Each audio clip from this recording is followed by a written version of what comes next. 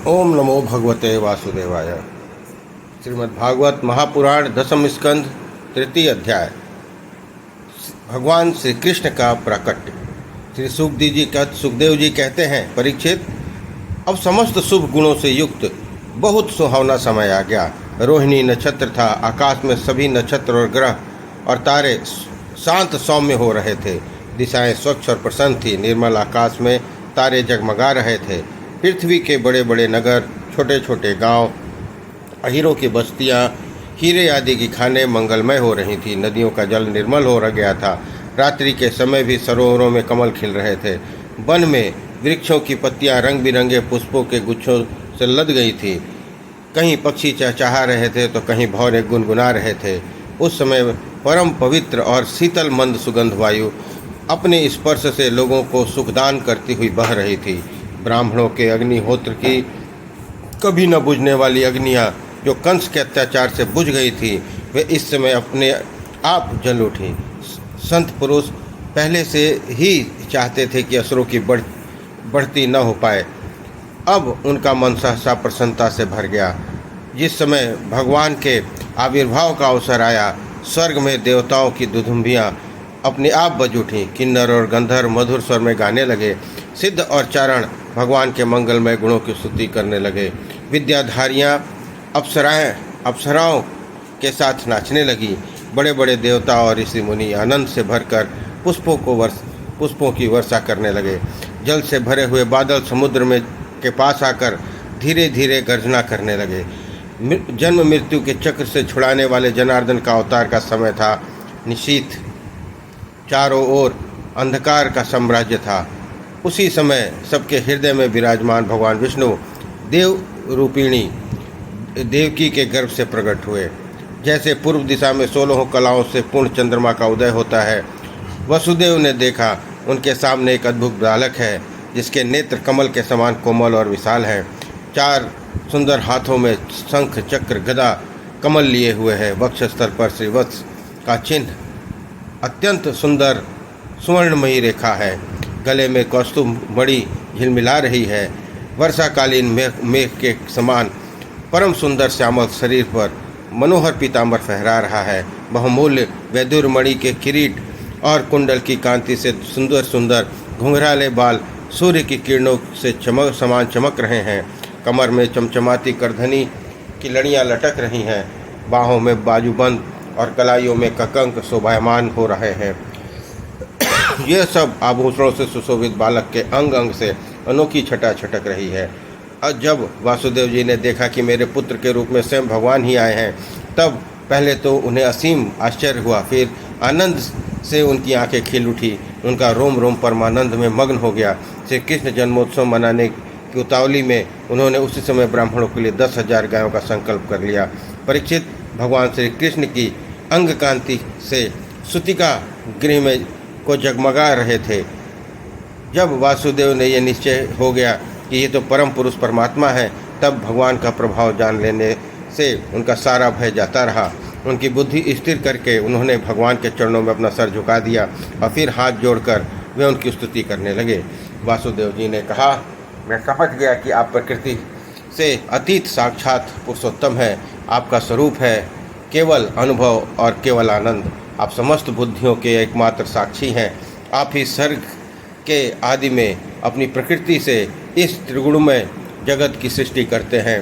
फिर उसमें प्रविष्ट न होने पर भी आप प्रविष्ट के समान जान पड़ते हैं। जैसे जब तक महत्व आदि कारण तत्व पृथक पृथक रहते हैं, तब तक उनकी शक्ति भी पृथक होती है। जब वे इंद्रियादि 16 विकारों के साथ मिलते हैं, तब इस ब्रह्मांड की रचना करते हैं और इन्हें उत्पन्न करके इसी में अनुप्रविष्ट से जान पड़ते हैं। परंतु सच्ची बात तो यह है कि वे किसी भी पदार्थ में प्रवेश नहीं करते। ऐसा होने के कारण यह है कि उनमें बनी हुई जो भी वस्तु है, उसमें वे पहले ही विद्यमान रहते हैं। ठीक वैसे ही बुद्धि के द्वारा केवल गुणों के लक्षणों का ही अनुमान लगाया जाता है और इंद्रियों के द्वारा केवल गुणमय विषयों का ही ग्रहण होता है। यद्यपि आप उनमें रहते हैं, फिर भी उन गुणों के ग्रहण से आपका ग्रहण नहीं होता। इसका कारण यह है कि आप सब कुछ हैं, सबके अंतर्यामी हैं और परमार्थ सर्थ सद आत्म स्वरूप हैं। गुणों का आवरण आपको ढक नहीं सकता, इसलिए आप में न बाहर है न भीतर। फिर आप किसमें प्रवेश करेंगे? जो अपने इस दृश्यों को अपने से पृथक मानकर सत्य समझता है वह अज्ञानी है, क्योंकि विचार करने पर यह देह गेह आदि पदार्थ वाग विलास के सिवा कुछ भी सिद्ध नहीं होते। विचार के द्वारा जिस वस्तु का अस्तित्व सिद्ध नहीं होता बल्कि जो बाधित हो जाती है, उसको सत्य मानने वाला पुरुष बुद्धिमान कैसे हो सकता है?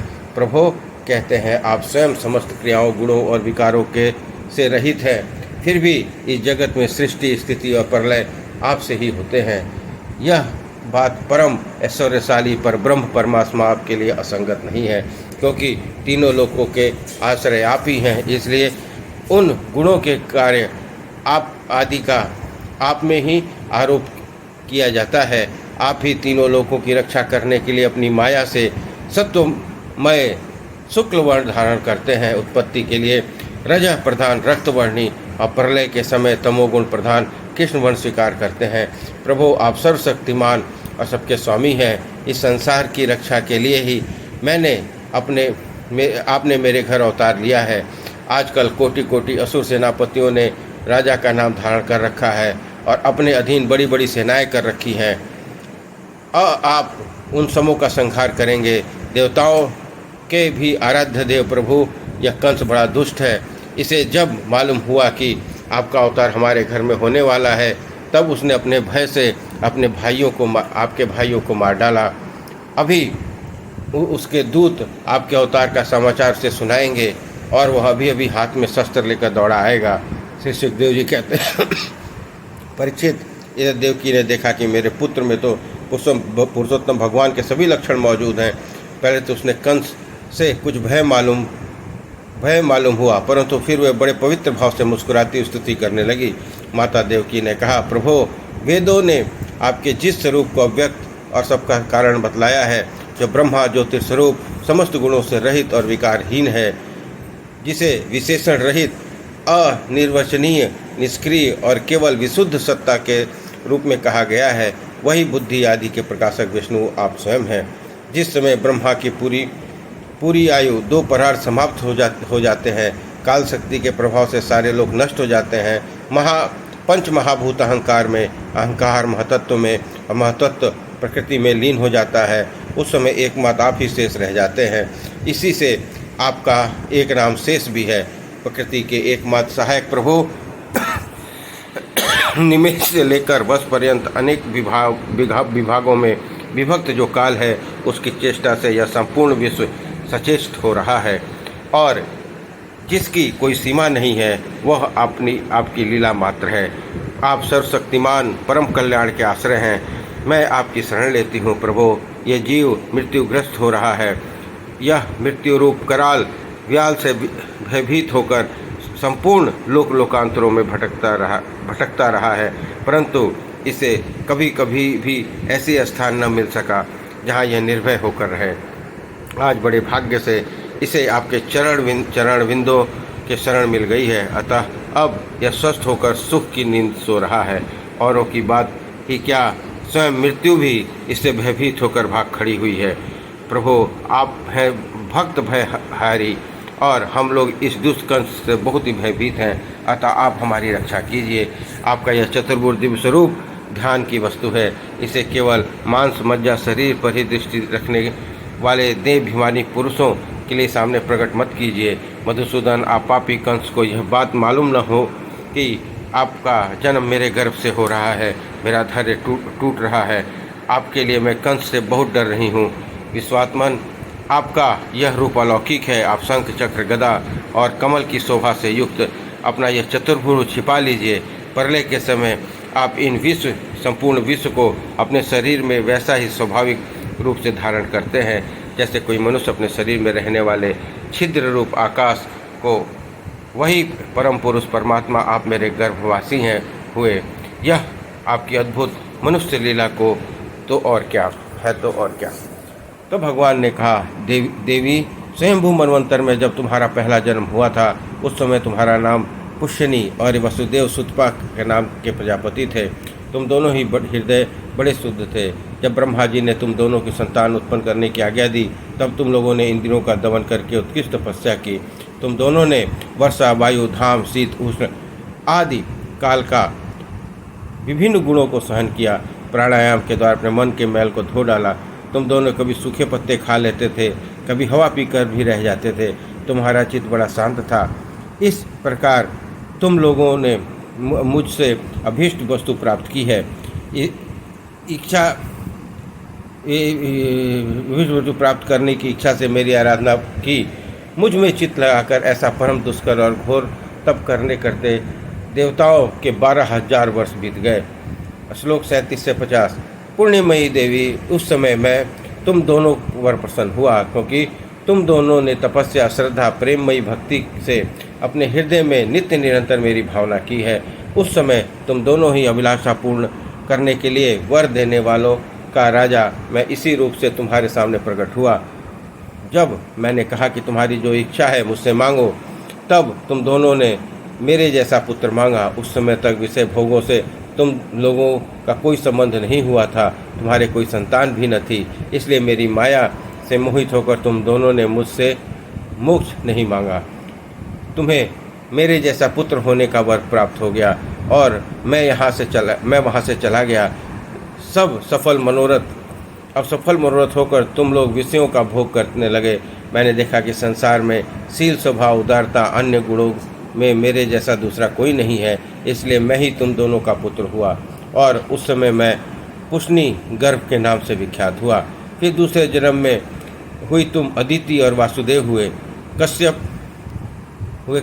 उस समय भी मैं तुम्हारा पुत्र हुआ। मेरा नाम था उपेंद्र।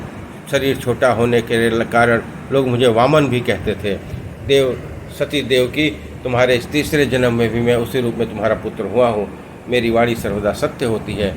मैंने तुम्हें अपना यह रूप इसलिए दिखला दिया है कि तुम्हें मेरे पूर्व अवतारों का स्मरण हो जाए। यदि मैं ऐसा नहीं करता तो केवल मनुष्य शरीर से मेरे अवतार की पहचान नहीं हो पाती। तुम दोनों मेरे प्रति पुत्र भाव का निरंतर ब्रह्म भाव रखना। इस प्रकार वात्सल्य, स्नेह और चिंतन के द्वारा तुम्हें मेरे पद की प्राप्ति होगी। सुखदेव जी कहते हैं, भगवान इतना कहकर चुप हो गए। अब उन्होंने अपनी योग माया से माता पिता के देखते देखते तुरंत ही साधारण शिशु का रूप धारण कर लिया। तब वासुदेव जी ने भगवान की प्रेरणा से अपने पुत्र को लेकर सूतिका गृह से बाहर निकलने की इच्छा की। उस समय नंद पत्नी यशोदा के गर्भ में से योग माया का जन्म हुआ। तो भगवान की शक्ति होने के कारण उसके समान ही जन्म रहित है। उसी योग माया ने द्वारपाल और पूर्ववासियों की समस्त इंद्रिय वृत्तियों की चेतना हर ली। वे सब के सब अचेत से हो गए। बंदीगिरी के सभी दरवाजे बंद थे। उसमें बड़े बड़े किवाड़ और लोहे की जंजीरें और ताले जड़े हुए थे। उनके बाहर जाना बड़ा ही कठिन था, परंतु वासुदेव जी ने भगवान कृष्ण को गोद में लेकर ज्यों ही उसके निकट पहुँचे त्यों ही सब दरवाजे अपने आप खुल गए। ठीक वैसे ही जैसे सूर्योदय होते ही अंधकार दूर हो जाता है।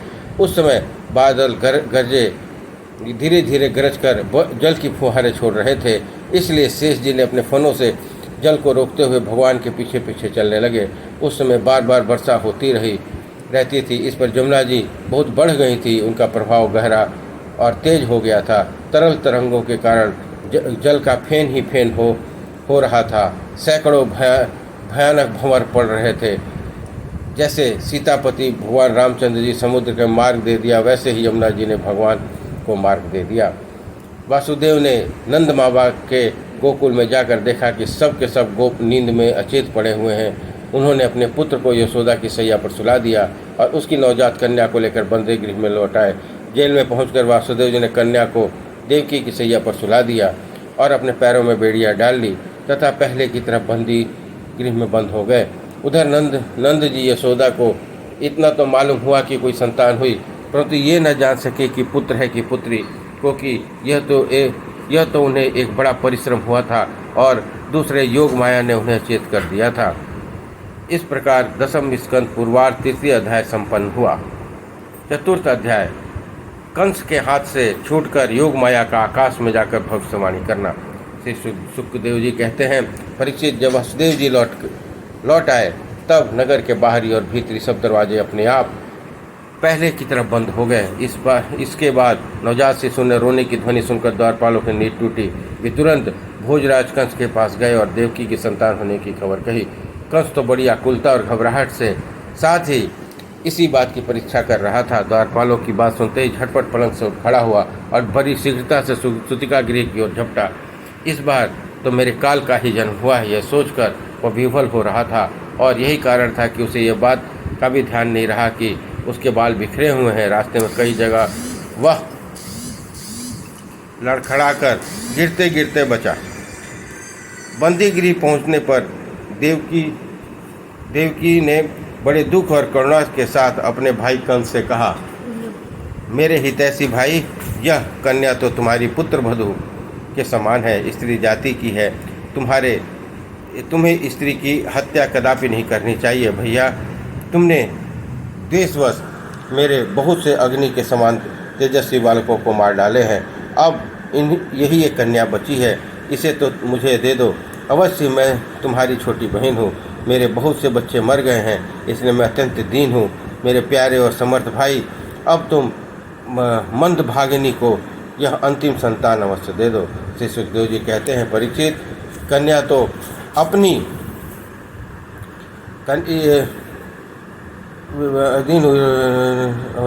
श्री सुखदेव जी कहते हैं, परीक्षित, कन्या को अपनी गोद में छिपाकर देवकी ने अत्यंत दीनता के साथ रोते रोते याचना की। किंतु कंस बड़ा दुष्ट था, उसने देवकी को झिड़क कर उसके हाथ से वह कन्या छीन ली और अपनी उस नन्ही सी नवजात भांजी के पैर पकड़कर कंस ने बड़े जोर से चट्टान पर दे मारा। स्वार्थ ने उसके हृदय में सौहार्द का समूल उखाड़ फेंका था, परंतु श्री कृष्ण की वह छोटी बहन साधारण कन्या तो थी नहीं, देवी थी। उसने हाथ से छुटकर तुरंत आकाश में चली गई और बड़े बड़े 8 हाथों उसमें आयुध लिए हुए दिख पड़ी। वह दिव्य माला, वस्त्र, चंदन, मणिमय आभूषणों से विभूषित थी। उसके हाथों में धनुष, त्रिशूल, बाण, ढाल, तलवार, शंख, चक्र, गदा, ये 8 आयुध थे। सिद्ध, चरण, गंधर्व, अप्सरा, किन्नर, नागफण बहुत सी भेंट की सामग्री समर्पित करके उसकी स्तुति करने लगे। उस समय देवी ने कंस से कहा, मूर्ख, मुझे मारने से तुझे क्या मिलेगा? तेरे पूर्व जन्म के शत्रु तुझे मारने के लिए किसी स्थान पर पैदा हो चुका है। अब तू व्यर्थ निर्दोष बालकों की हत्या न कर। कंस ने इस प्रकार कहकर भागवती योगमाया ने वहाँ का ध्यान हो गई और पृथ्वी के अनेक स्थानों में विभिन्न नामों से प्रसिद्ध हुई। देवी की यह बात सुनकर कंस को असीम आश्चर्य हुआ। उसने उसी समय देवकी और वासुदेव को कैद से छोड़ दिया और बड़ी विनम्रता से कहा, मेरी प्यारी बहन बहनोई, हाय हाय, मैं पापी हूँ। राक्षस जैसे अपने ही बच्चों को मार डालता है, वैसे ही मैं तुम्हारे इन लड़कों को मार डाले। इस बात का मुझे बड़ा खेद है। मैं इतना दुष्ट हूँ कि करुणा का तो मुझ में लेस भी नहीं है। मैंने अपने भाई बंधुओं और हितैषियों तक का त्याग कर दिया है। पता नहीं अब मुझे किस नरक में जाना पड़ेगा। वास्तव में तो मैं ब्रह्मघाती के समान जीवित होने पर भी मुर्दा ही हूँ। केवल मनुष्य ही झूठ नहीं बोलते, विधाता भी झूठ बोलते हैं। वहीं पर विश्वास करके मैंने अपनी बहन के प्यारे बच्चों को मार डाले। ओह, मैं कितना पापी हूँ। तुम दोनों महात्मा हो, अपने पुत्रों के लिए शोक मत करो। उन्हें को कर्म का फल मिला है। वो सभी प्राणी प्रारब्ध के अधीन हैं। इसी से वे सदा सर्वदा एक साथ ही रह सकते। जैसे मिट्टी के बने हुए बर्तन बनते और बिगड़ते रहते हैं, परंतु मिट्टी का कोई अदल बदल नहीं होता, वैसे ही शरीर का तो बनना बिगड़ना होता ही रहता है, परंतु आत्मा पर इसका कोई प्रभाव नहीं पड़ता। जो लोग तत्व को नहीं जानते, वे इस अनात्मा शरीर को ही आत्मा मान बैठते हैं। उनकी उल्टी बुद्धि और अज्ञान है, इसी के कारण जन्म और मृत्यु होते हैं। और जब तक यह अज्ञान नहीं मिट जाता, तब तक दुख सुख रूप संसार से छुटकारा नहीं मिलता। मेरी प्यारी बहन, यद्यपि मैंने तुम्हारे पुत्रों को मार डाला है, फिर भी तुम अपने लिए शोक न करो, क्योंकि अभी प्राणियों को विशेष होकर अपने कर्मों का फल भोगना पड़ता है। अपने स्वरूप को जानने के कारण जीव अब तक यह नहीं मानता है कि मैं मरने वाला हूँ या मारा जाता हूँ। तब तक शरीर में जन्म और मृत्यु का अभिमान करने वाला यह अज्ञानी बाध्य और बाधक भाव को प्राप्त होता है, अर्थात वह दूसरे को दुख देता है और स्वयं दुख भोगता है। मेरी यह दुष्टता तुम दोनों क्षमा करो, क्योंकि तुम बड़े ही साधु स्वभाव और दीनों के रक्षक हो। ऐसा कहकर कृष्ण अपनी बहन देवकी और वासुदेव जी के चरण पकड़ लिए। उनकी आंखों से आंसू बहकर मुंह तक आने लगा। इसके बाद उन्होंने योग माया के वचनों पर विश्वास करके देवकी और वासुदेव को कैसे छोड़ दिया और वह तरह तरह से उनके प्रति अपना प्रेम प्रकट करने लगा। जब देवकी ने देखा कि भाई कंस को पश्चाताप हो रहा है, तब उसने उसको क्षमा कर दिया और वे अपने पहले अपराधों को भूल गई। वासुदेव जी ने हंसकर कंस से कहा, मनस्वी कंस, आप तो कहते हैं कि सब ठीक वैसा ही है। जीव अज्ञान के कारण ही शरीर आदि को मैं मानकर बैठते हैं। इसी से अब अपने पराये का भेद हो जाता है और यह भेद दृष्टि हो जाने पर तो वे शोक, भय, द्वेष, लोभ, मोह और मद से अंधे हो जाते हैं। फिर तो उन्हें इस बात का पता ही नहीं रहता कि सबके प्रेरक भगवान ही एक भाव से दूसरे भाव का, एक वस्तु से दूसरी वस्तु का नाश करते हैं। श्री सुखदेव जी कहते हैं, परीक्षित, अब वासुदेव और देवकी इस प्रकार प्रसन्न होकर निष्कपट भाव से कंस के साथ बातचीत की। तब उनके अनुमति लेकर वो अपने महल में चला गया। वह रात्रि बीत जाने पर कंस ने अपने मंत्री को बुलाया और योग माया ने जो कुछ कहा था ये सब उन्हें कह सुनाया। कंस के मंत्री पूर्णतया नीति निपुण नहीं थे। दैत्य होने के कारण स्वभाव से ही देवताओं के प्रति शत्रुता का भाव रखते थे। अपने स्वामी कंस की बात सुनकर वे देवताओं पर और भी चिढ़ गए और कंस से कहने लगे, भोगराज, यदि ऐसी बात है तो हम आज ही बड़े बड़े नगरों और छोटे छोटे गांव में, अहीरों की बस्तियों में, दूसरे स्थानों पर जितने बच्चे हुए हैं वे चाहे 10 दिन से अधिक की क्यों से कम क्यों हो या कम हो, सबको आज ही मार डालेंगे। समर भीरु देवगण उद्योग करके ही क्या करेंगे? वे तो अपने धनुष की टंकार सुनकर ही सदा सर्वथा घबराए रहते हैं। जिस समय युद्ध भूमि में आप चोट पर चोट करने लगते हैं, वान वर्षा से घायल होकर अपने प्राणों को रक्षा के लिए समरांगण छोड़ देवता लोग परायण होकर इधर उधर भाग जाते हैं। कुछ देवता तो अपने अस्त्र शस्त्र जमीन पर डाल देते हैं और हाथ जोड़कर आपके सामने आपकी दीनता प्रकट करते हैं। कोई आपकी चोटी के बाल और कच्छ खोलकर आपकी शरण में आ जाते हैं। हम भयभीत हैं, हमारी रक्षा कीजिए।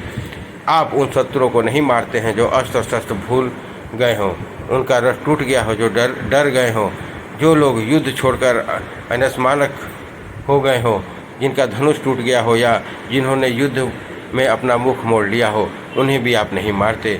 देवता तो बस वही वीर बनते हैं जहाँ कोई लड़ाई झगड़ा न हो। रणभूमि के बाहर वे बड़ी बड़ी डींग हाँकते हैं। उनके तथा एकांतवासी विष्णु, वनवासी शंकर, अल्पवीर इंद्र और तपस्वी ब्रह्मा से भी हमें क्या भय हो सकता है? फिर भी देवताओं की उपेक्षा नहीं करनी चाहिए, ऐसी हमारी राय है।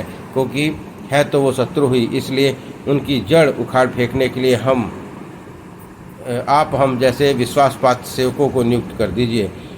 जब मनुष्य के शरीर में रोग हो जाता है तो उसकी चिकित्सा नहीं की जाती, उपेक्षा कर दी जाती है, तब रोग अपनी जड़ जमा लेता है और फिर वह असाध्य हो जाता है तथा ऐसे इंद्रियों की उपेक्षा कर देने पर उनका दमन असंभव हो जाता है।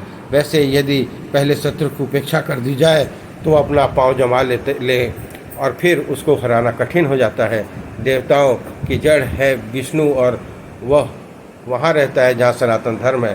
सनातन धर्म का जड़ है वेद, गौ, ब्राह्मण, तपस्या और वे यज्ञ जिनमें दक्षिणा दी जाती है। इसलिए भोजराज, हम लोग वेदवादी ब्राह्मण तपस्वी यज्ञ के लिए भी घी आदि हविष्य पदार्थ देने वाली गायों को पूर्णतः नाश कर डालेंगे। ब्राह्मण, गौ, वेद, तपस्या, सत्य, इंद्रिय दमन, मनोनिग्रह, श्रद्धा, दया, तितिक्षा, यज्ञ विष्णु के शरीर हैं। वह विष्णु के सारे देवताओं के स्वामी और असुरों के प्रधान द्वेषी हैं, परंतु वह किसी गुफा में छिपा रहता है। महादेव ब्रह्मा सारे देवता की जड़ वही है। उसको मार डालने का उपाय यह ऋषियों को मार डाला जाए। श्री सुखदेव जी कहते हैं, परीक्षित, एक तो कंस की बुद्धि स्वयं ही बिगड़ी हुई थी, फिर उसके मंत्री ऐसे मिले थे जो उससे भी बढ़कर दुष्ट थे। इस पर उनके सलाह करके काल के फंदे में फंसे हुए असुर कंस ने यही ठीक समझा कि ब्राह्मणों को ही मार डाला जाए। उसने हिंसा प्रेमी राक्षसों को संत पुरुषों की हिंसा का आदेश दे दिया। वे इच्छा अनुसार रूप धारण कर सकते थे। जब वे इधर उधर चले गए तब कंस ने अपने महल के प्रवेश किया। उन असुरों के प्रकृति थी रजोगुणी। तमोगुण से के कारण उनका चित्त उचित और अनुचित के विवेक से रहित हो गया। उनके सर पर मौत नाच रही थी। वही कारण है कि उन्होंने संतों से द्वेष किया। परीक्षित, जो लोग महान संत पुरुषों का अनादर करते हैं उनका वह कुकर्म उनकी आयु, लक्ष्मी, कीर्ति, धर्म, लोक परलोक, विषय भोग और सब के सब कल्याण से के साधनों को नष्ट कर देता है। इस प्रकार श्रीमद् भागवत दसम स्कंद पूर्वार्ध चौथा अध्याय संपन्न हुआ। श्रीमद् भागवत महापुराण दसम स्कंद पंचम अध्याय। गोकुल में भगवान का जन्म महोत्सव। श्री सुखदेव जी कहते हैं, परीक्षित, नंद बाबा बड़े मनस्वी और उदार थे। पुत्र का जन्म होने पर तो उनका हृदय विलक्षण आनंद से भर गया। उन्होंने स्नान किया और पवित्र होकर सुंदर सुंदर वस्त्र आभूषण धारण किए। फिर वेदज्ञ ब्राह्मणों को बुलाकर स्वस्ति वाचन और अपने पुत्र का जातकर्म संस्कार करवाया।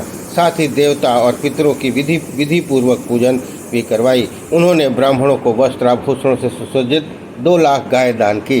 रत्नों और सुनहरे वस्त्रों को ढके हुए तिल के 7 पहाड़ दान किए। समय से, स्नान से, प्रलाक्षण से, संस्कारों से, तपस्या से, यज्ञ से, दान से और संतोष से द्रव्य शुद्ध होते हैं, परंतु आत्मा की शुद्धि तो आत्मज्ञान से होती है। उस समय ब्राह्मण, सूत, मगध, बंदीजन मंगलमय आशीर्वाद देने और स्तुति करने लगे। गायक गाने लगे। भेरी और दुदुम्बियाँ बार बार बजने लगी। ब्रजमंडल के सभी घरों के द्वार, आंगन, भीतरी भाग झाड़ बुहार दिए गए। उनमें सुगंधित जल का छिड़काव किया गया। उन्होंने चित्र विचित्र ध्वजा पताकाएँ, पुष्प की मालाएं, रंग बिरंगे वस्त्र और पल्लों से की बंदरवारों से सजाया गया। गाय, बैल, बछड़ों के अंगों में हल्दी लेप कर दिया गया और उन्हें गेरू आदि रंगीन धातुएं, मोरपंख, फूलों की हार, तरह तरह के सुंदर वस्त्र, सोने की जंजीरों से सजा दिया गया। परीक्षित, सभी ग्वाल बहुमूल्य वस्त्र, गहने, अंगरखे, पगड़ियों से सुसज्जित होकर अब अपने अपने हाथों में भेंट लिए हुए सामग्रियाँ लेकर नंद बाबा के घर पहुँचे। यशोदा जी के पुत्र हुआ यह सुनकर गोपियों ने भी बड़ा आनंद हुआ। उन्होंने सुंदर सुंदर वस्त्र, आभूषण और व्यंजन आदि से अपना श्रृंगार किया। गोपियों के मुख कमल बड़े ही सुंदर जान पड़ते थे। उन पर लगी हुई कुमकुम ऐसी लगती मानो केसर, कमल की केसर हो। उनके नितंब बड़े बड़े थे। वे भेंट की सामग्री लेकर जल्दी जल्दी यशोदा के पास पहुंची। उस समय उनके पयोधर हिल रहे थे। गोपियों के कानों में चमकती हुई मणियों के कुंडल झिलमिला रहे थे। गले में सोने की सुंदर हार जगमगा रहे थे। वे बड़े बड़े सुंदर रंग बिरंगे वस्त्र पहने हुए थी। मार्ग में उन्होंने चोटियों से गुथे हुए फूल बरसते जा रहे थे। हाथों में जड़ाऊ कंगन अलग ही चमक रहे थे। उनके कानों में कुंडल, पयोधर और हार हिलते जाते थे। इस प्रकार नंद बाबा के घर जाते समय उनकी शोभा बड़ी अनूठी जान पड़ती थी। नंद बाबा के घर जाकर वे जन्मजात शिशु का आशीर्वाद देती, यह चिरंजीवी हो, भगवान इसकी रक्षा करो, और हम लोगों पर हल्दी तेल से मिला हुआ पानी छिड़क देती थी और ऊंचे स्वर में मंगलगान करती थी। भगवान श्री कृष्ण समस्त जगत के एकमात्र स्वामी हैं। उनके ऐश्वर्य, माधुर्य, वात्सल्य सभी अनंत है। वे जब नंद बाबा के ब्रज में प्रकट हुए उस समय उनके जन्म का महान उत्सव मनाया गया। उनमें बड़े बड़े विचित्र और मंगलमय बाजे बजाए जाने लगे। आनंद से मतवाले होकर गोपगण एक दूसरे को दही, दूध, घी, पानी उड़ेलने लगे। एक दूसरे के मुंह पर मक्खन मलने लगे और मक्खन फेंक फेंक कर आनंद उत्सव मनाने लगे। नंद बाबा स्वभाव से ही परम उदार और मनस्वी थे। उन्होंने गोपों को बहुत से वस्त्र, आभूषण और गाय दी। सूत, मागध, बंदीजन, नृत्य, वाद्य और विद्वाओं से अपना जीवन निर्वाह करने वाले तथा दूसरे गुणीजनों को भी नंद बाबा ने प्रसन्नतापूर्वक उनकी मुँह मांगी वस्तुएं देकर उनका यथोचित सत्कार किया। यह सब करने में उनका उद्देश्य यही था कि इन कर्मों से भगवान विष्णु प्रसन्न हो और मेरे इस जन्मजात शिशु का मंगल हो। नंद बाबा के अभिनंदन करने पर परम सौभाग्यवती रोहिणी जी दिव्य वस्त्र, माला और गले में भली भांति के गहनों से सुसज्जित होकर गृह स्वामिनियों के भांति आने जाने वाली स्त्रियों का सत्कार करती हुई विचर रही थी। परीक्षित, उसी समय से नंद बाबा ने ब्रज में सब प्रकार की रिद्धि सिद्धियाँ, अटखेलियाँ करने लगी और भगवान श्री कृष्ण का निवास और उनके स्वाभाविक गुणों के कारण वहाँ लक्ष्मी जी का क्रीड़ा स्थल बन गया। परीक्षित, कुछ दिनों बाद नंद बाबा ने गोकुल की रक्षा का भार दूसरे गोपों को सौंप दिया और वो स्वयं कंस का वार्षिक कर चुकाने के लिए मथुरा चले गए। जब वासुदेव जी को यह मालूम हुआ कि हमारे भाई नंद जी मथुरा आए हैं, तब राजा कंस को उनका कर भी दे चुके हैं, तब वे जहाँ नंद बाबा ठहरे हुए थे वहाँ गए। वासुदेव जी ने देखते ही नंद बाबा सहसा उठकर खड़े हो गए, मानो मृतक शरीर में प्राण आ गए हों। उन्होंने बड़े प्रेम से अपने प्रियतम वासुदेव जी को दोनों हाथों से पकड़कर हृदय से लगा लिया। नंद बाबा उस समय प्रेम से विह्वल हो रहे थे। परीक्षित नंद बाबा ने वासुदेव का बड़ा स्वागत सत्कार किया। अब वे आदरपूर्वक आराम से बैठ गए। उस समय उनका चित्त अपने पुत्र में लग रहा था। वे नंद बाबा से कुशल मंगल पूछकर कहने लगे, भाई तुम्हारी अवस्था ढल चुकी है और अब तक तुम्हें कोई संतान नहीं हुई, यहाँ तक कि अब तुम्हें संतान की कोई आशा भी न थी। यह बड़े सौभाग्य की बात है कि अब तुम्हारे संतान प्राप्त हो गई है, वह भी बड़े आनंद का विषय है। आज हम लोगों को मिलना हो गया। अपने प्रेमियों का मिलना बड़ा ही दुर्लभ है। इस संसार का चक्र ही ऐसा है। ऐसे तो इस प्रकार का पुनर्जन्म ही समझना चाहिए। जैसे नदी के प्रबल प्रवाह में बहते हुए बेड़े और तिनके सदा एक साथ नहीं रह सकते, वैसे ही सगे संबंधी और प्रेमियों का भी एक स्थान पर रहना संभव नहीं है। यद्यपि यह सबको प्रिय लगता है, किंतु उसके प्रारब्ध कर्म अलग अलग होते हैं। आजकल तुम जिस महावन में अपने भाई बंधु और स्वजनों के साथ रहते हो, उसमें जल, घास, लता, पत्रादि तो भरे पूरे हैं ना। उन वन पशुओं के लिए अनुकूल सब प्रकार के रोगों से बचा है। भाई मेरा लड़का अपनी माँ रोहिणी के साथ तुम्हारे वज्र में रहता है। उसका लालन पालन तुम और यशोदा करते हो, इसलिए वह तो तुम ही को माता पिता मानता होगा। यह अच्छी तरह है ना। मनुष्य के लिए वही धर्म, अर्थ और काम शास्त्र विहित है जिनसे उनके स्वजनों को सुख मिले। जिनसे केवल अपने को ही सुख मिलता है किंतु अपने स्वजनों को दुख मिलता है, वे धर्म, अर्थ और काम हितकारी नहीं है। नंद बाबा ने कहा, भाई वासुदेव, कंस ने देवकी के गर्भ से उत्पन्न तुम्हारे कई पुत्र मार डाले। अंत में एक सबसे छोटी कन्या बच रही थी, वह भी स्वर्ग सिधार गई। इसमें संदेह नहीं कि प्राणियों का सुख दुख भाग्य पर ही आलंबित है। भाग्य ही प्राणी का एकमात्र आश्रय है। जो जान लेता है वही जीवन का सुख दुख का कारण भाग्य ही है। वह अपने उनके प्राप्त होने पर भी मोहित नहीं होता। वासुदेव जी ने कहा, भाई तुमने राजा कंस को उसका सालाना कर चुका दिया, हम दोनों मिल भी चुके। अब तुम्हें यहाँ अधिक दिन नहीं ठहरना चाहिए, क्योंकि आजकल गोकुल में बड़े बड़े उत्पात हो रहे हैं। श्री सुखदेव जी कहते हैं, परीक्षित, जब वासुदेव जी ने इस प्रकार कहा तब नंद आदि गोपों ने उनकी अनुमति लेकर बैलों से जुते हुए छकड़ों पर सवार होकर गोकुल की यात्रा आरंभ की। इस प्रकार श्रीमद् भागवत महापुराण 10वां स्कंद पंचम अध्याय संपन्न हुआ। बोलिए कृष्ण भगवान की जय।